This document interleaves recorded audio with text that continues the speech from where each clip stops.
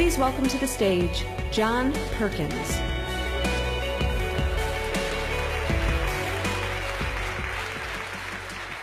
Thank you. I stood in front of the Shah of Iran, the presidents of Indonesia, Ecuador, Panama, members of the Royal House of Saudi Arabia, and I've said something like, in this hand, I have millions of dollars for you and your friends if you play our game. In this hand, I have a gun in case you decide not to. Now, my words were more diplomatic than that, but that was the message. I was an economic hitman. And we economic hitmen have created a new global economy, really, a form of capitalism that I call predatory capitalism. It isn't working. We all know this. The oceans are rising. The glaciers are melting. Less than 5% of us live here in the United States, and we consume almost 30% of the world's resources, while half the world is on the verge of starvation, or actually starving. That's not a model. China can't do it. India can't do it. They're trying, but they can't do it. We have to change. We have to have a revolution. We must change the system. I'll get into that in a minute, but first, how did I become an economic hitman? While I was still in business school, I was interviewed by the National Security Agency, the NSA. They put me through a series of extensive psychological tests, including on a lie detector. It's a long story, but to make a long story short, I ended up going in the Peace Corps and being sent deep into the Amazon rainforest. Now, I'd grown up the son of a teacher in a boys' prep school for very wealthy boys in rural New Hampshire. I grew up with lots of snow and cold, kind of like here in the winter, you know. And suddenly I find myself living in a thatched roof hut in the steamy jungle. You think I adjusted easily to that? After the Peace Corps, I then took a job. I was given a job as an economist at an international consulting firm in Boston with close ties to the NSA and the CIA.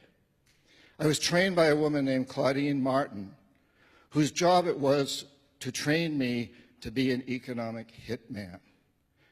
Now, Claudine had seen my NSA files. She knew that I wanted three things that I thought all my prep school buddies, the rich kids, had had: money, power, and sex. Claudine was really good at her job, and she promised me the first two. Money and power.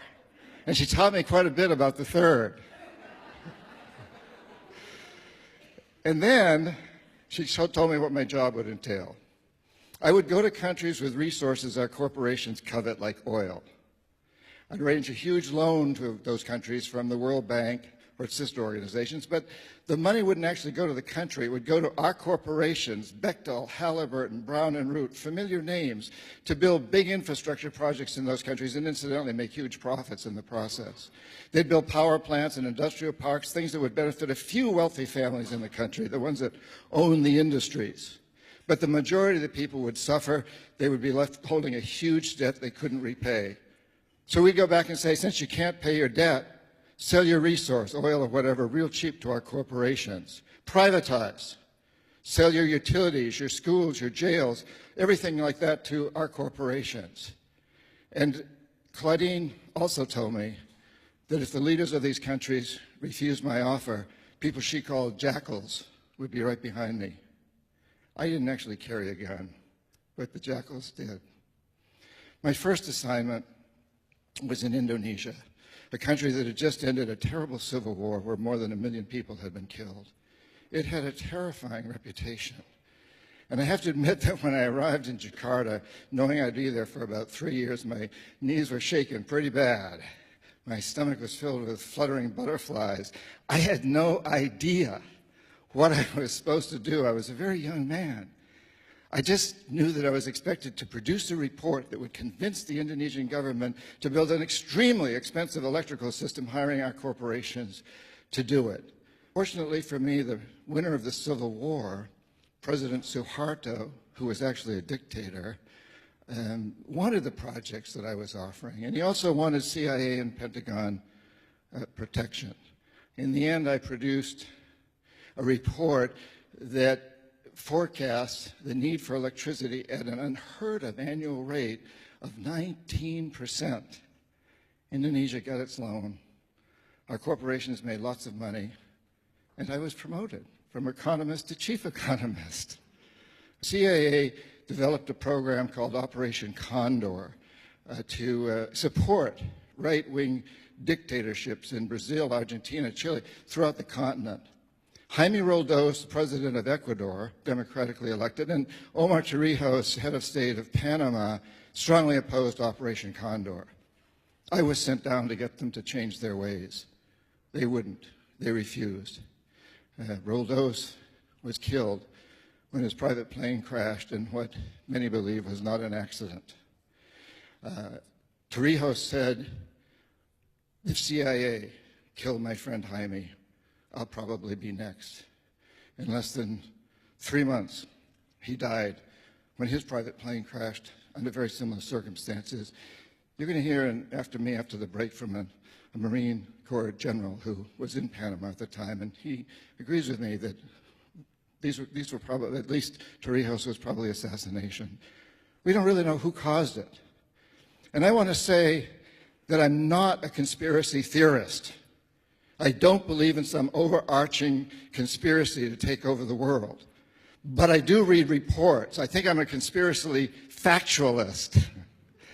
You know, I read just recently declassified information, the CIA's own website, where they admit that the U.S. government was deeply involved in the overthrow or assassination of Prime Minister Mossadegh of Iran, President Allende of Chile, Arbenz of Guatemala, Diem of Vietnam, Lumumba of the Congo. And speaking of Allende of Chile, he was replaced by the terribly brutal dictator General Pinochet, who was a great defender of Operation Condor and also oversaw the murder of tens of thousands of his people, and was praised by Secretary of State Henry Kissinger as a great defender of capitalism. I believe in national security, and I don't believe that U.S. security is served. I believe it's jeopardized when our agencies overthrow or assassinate the leaders of other countries because they don't follow our policies. I'm a capitalist. I think that capitalism has given us incredible technology, art, science, medicine. I think it holds out the hope for the future. But there's this new form of capitalism that I call predatory capitalism that's the enemy of true capitalism. Let me explain. When I was in business school, I was taught that a good CEO makes a decent rate of return for his company and also makes sure his company is a good citizen.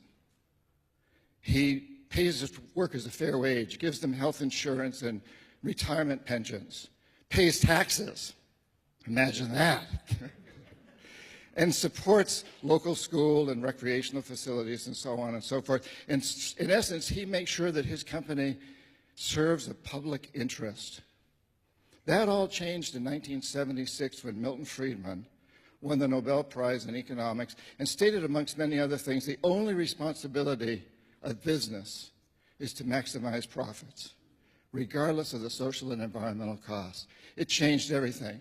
And it has created this global fiasco, what I believe we're headed toward this disaster where we're in it a lot now with the climate change, with all the things that we all know is happening, and we must change that. And we can change that. How? Change the rules. So I think that's where we're at today. Change the rules. I like the rules I learned in business school, that a good corporation, a good CEO should make sure that his corporation serves a public interest, is a good citizen. I like the idea that you and I should invest in corporations that, instead of essentially destroying the resources upon which our economy is based, instead of doing that, they clean up pollution, regenerate destroyed environments, develop new technologies for more efficient energy, transportation, communications, and just about everything else. In essence, let's get our corporations to create an economic system that is itself a renewable resource. Are you ready to do that? Yes, I think we're all ready. We can create this renewable resource so our corporations today really run the world. They control most of the politics in this country and just about everywhere else. But it's important to remember that they need us. We work for them, we manage them, many of you own them, you run them. They depend on us to buy their goods and services, to invest in them, to work for them, to support them through our tax dollars. We have the power. You have the power. Earlier, we heard this incredible music about our passion and our power. Let's put our passion to work. This brings us to you. What is it you can do, each and every one of you? What can we all do? Well, I think perhaps the most important thing to start off by saying is that we are living at a time in history when the individual, you, has more power than ever before. I travel a great deal around the world, speaking at events like this and many others. And everywhere I go, whether it's in Asia or Africa, South America, Europe, Middle East, United States, people are waking up to the fact that we live on a very tiny, fragile space station with no shuttles. And it's headed for disaster, and we got to turn it around. We can do it. So in my latest book, which is for sale out here, The New Confessions of an Economic Hitman, I have a whole section devoted to what you can do, lists and ideas. But I want to just mention 3 of them here today, kind of in summary. So remembering that we have this power today, especially with the internet. Number 1, search out and spread, shine a light on the story behind the story. I think my life as an economic hitman highlights the fact that there's almost always a story behind the story. So number 1, look for, spread the story behind the story. Number 2, use local, individual, and community power, your power, to change politics, to change the governmental system, to change the laws. We, the people, must do it. We can't wait for a president to do it, whoever the next president is. We have to do it, and that's our job in a democracy, to do that. Recently, the small state of Vermont, with less than 0.2% of the U.S. population, a tiny group of people in that small state, got laws passed that forced corporations to label GMOs. As a result, 5 of the major food companies, ConAgra, General Mills, Kellogg's, Campbell Soup, Mars, all committed to labeling GMOs here in Michigan and everywhere else in the United States. And I just recently heard Hugh Grant, not the actor, but the CEO of Monsanto, on the radio saying that that's impacting him hugely. So, number 2, join an organization or start one that impacts local laws, national laws, global laws. Do it. Get involved, please. This is something important that we all can do. And number 3, help a corporation understand that it must serve a public interest.